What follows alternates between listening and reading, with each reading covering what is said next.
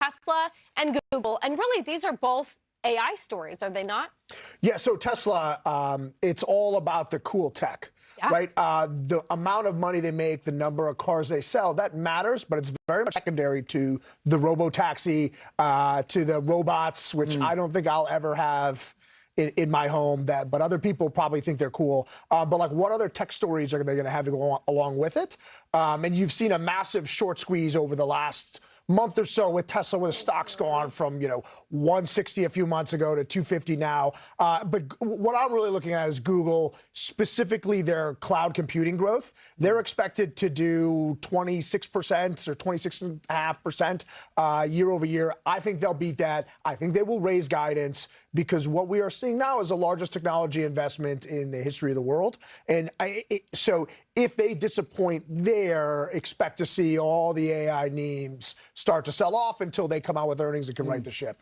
Oh, ouch. I don't want to forecast that kind of scenario, but there's already a group of people who are rotating out of tech, and they're moving into some of these small caps. Other factors like the Fed and the election are playing into this rotation trade.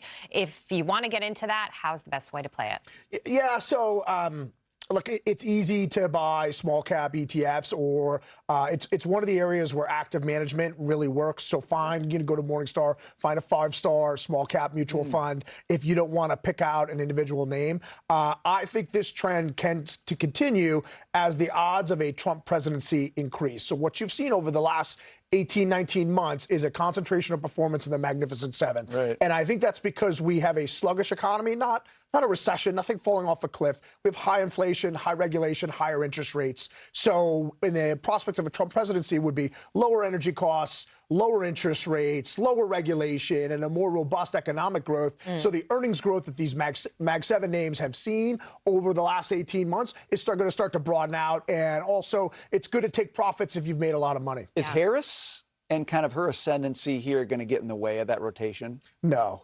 Not at all. I think if you've been paying attention to the polling closely, like you're a nerd like me, the reason why Harris is only being inserted now and it wasn't after the midterms is because she's a lot more unpopular than Joe Biden, particularly in the swing states. So it's the Rust Belt, the white working class that's going to decide this election as the last election. And that's a strong constituency for Joe Biden. It's why he was the nominee in 2020. It's why they've had him in here till now. And so Kamala Harris plays well with the liberal elites and people that believe in government solutions for everything. Okay, I don't think that's going to play very well in these areas, according to the polling. So right now on the betting markets, it's like over 60% chance for Trump, and like anything better than 50-50 for a Republican to me it's pretty. Just quickly, we were all the rage when the Bitcoin spot ETF started trading, and then today you got the Ethereum ETF.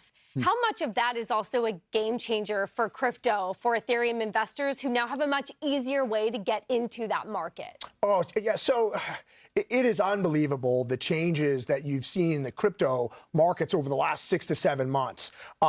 Crypto is here to stay with these ETFs. I will say there's a lot of people that are still skeptical, and a lot of the large investment houses don't allow you to recommend these ETFs to your clients. That will eventually change. So with the invention or the inception of this Ethereum ETF, this is great news if you believe in crypto like I do. And regardless of who becomes president, you're going to see a lot of money printing.